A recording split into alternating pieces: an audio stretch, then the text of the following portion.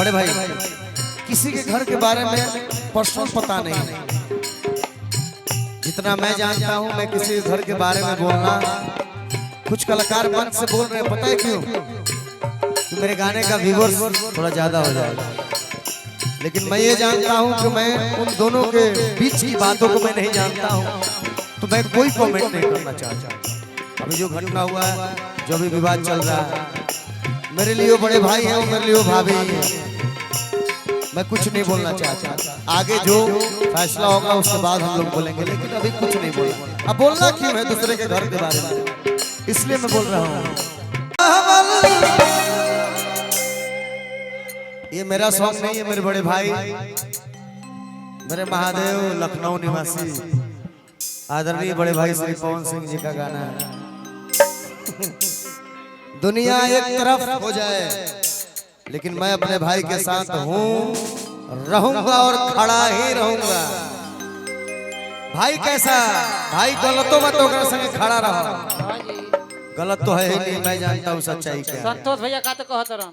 कौन Santosh? Military man का? अबे यार भोजपुर तक तो लखनऊ निवासी हो गए हो। वो भोजपुर किसने हिया लगा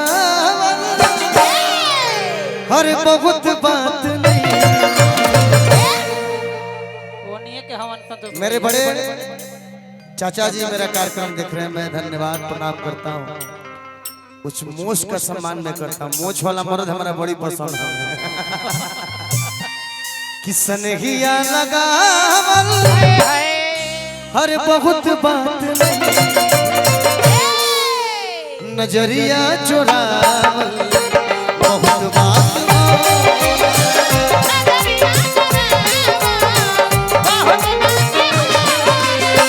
नजरिया चुरावल बहुत बात हो।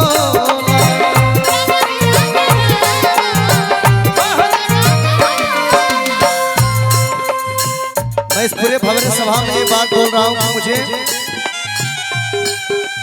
बड़े भाई किसी के घर के बारे में पर्सनल पता नहीं, जितना मैं जानता हूँ मैं किसी के घर के बारे में बोलना, कुछ कलाकार मन से बोल रहे हैं, पता है क्यों? कि मेरे गाने का व्यूअर्स थोड़ा ज्यादा हो जाएगा, लेकिन मैं ये जानता हूँ कि मैं उन दोनों के बीच की बातों को मैं नहीं जानता हूँ, तो मैं कोई कमेंट नहीं करना चाहता। अभी जो घटना हुआ है, जो भी विवाद चल रहा है, मेरे लिए बड़े भाई हैं, मेरे लिए भाभी हैं, मैं कुछ नहीं बोलना चाहता। आगे जो फैसला होगा उसके बाद हम लोग बोलेंगे, लेकिन अभी कुछ नहीं बोलना। अब बोलना क्यों है दूसरे के घर के बारे में, इसलिए मैं बोल रहा हूँ।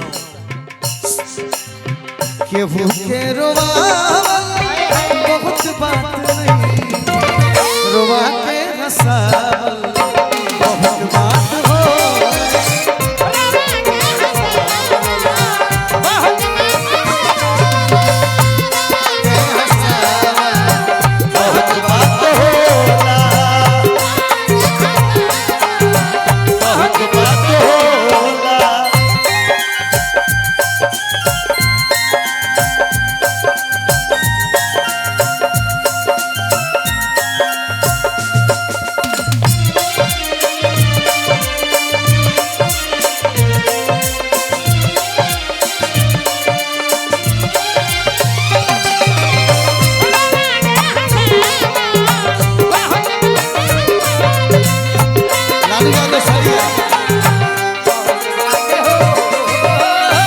भैया को नाम लालू यादव सरिया,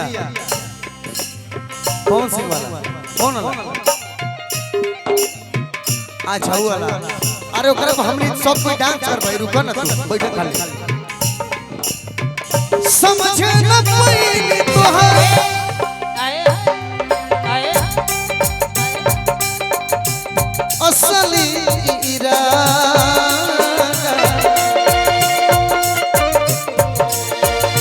रूपवा के चाल में धरा गई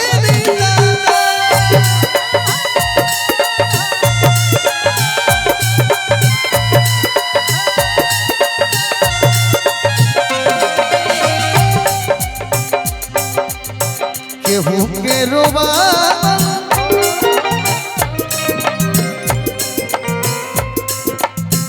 केहू के रोवावल अजीत भैया ये प्रोग्राम काहे ना होले ऐसे मुंह कर हंसत रह केहू के रोवावल बहुत बात नहीं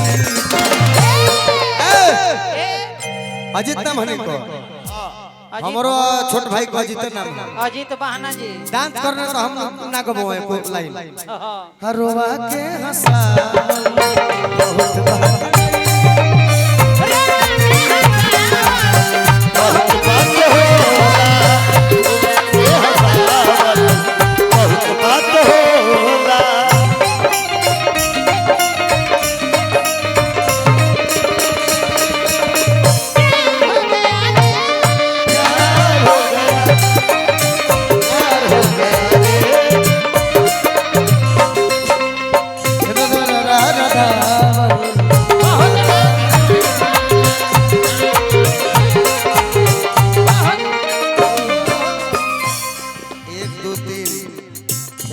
तोरा तो 5 गो गुरी हिला के बा ओकरा 2 गो हाथ आ 10 गुरी पीटे के बा समझ बात के भाई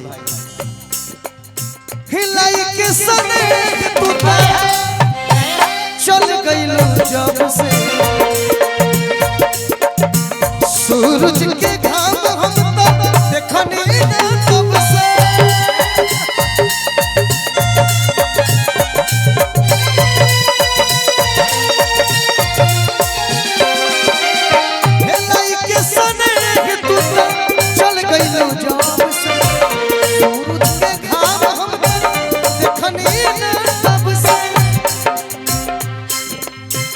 असर धरावल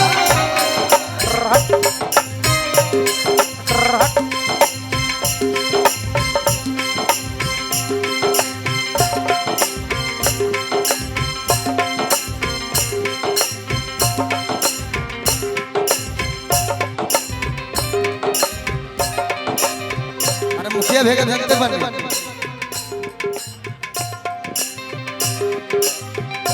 विनय भैया जब होटल गए मुखिया जी जब होटल गए मेरा जीत गया सभी इस कमेटी के सदस्य गए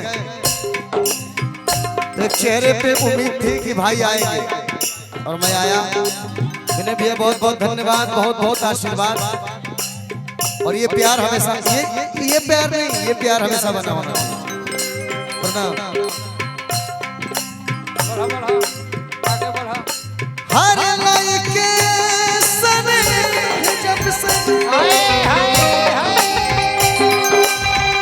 चल गइलू जब से सूरज के घाम हम तो देखनी ना तब से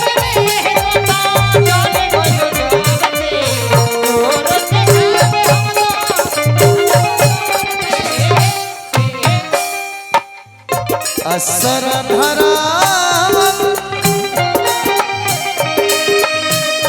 बहुत बात नहीं बढ़ल जा आगे आगे आगे मुखिया जी खातिर हमारा मुखिया जी खातिर लड़का जीत कोइल बन सब एगो जान कि काहे कि टकिए निहरा तनी चोली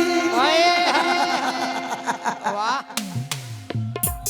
किसी ये माने लड़कन के मन बा के मुखिया जी खातिर लाइन हो होके ना भाई सब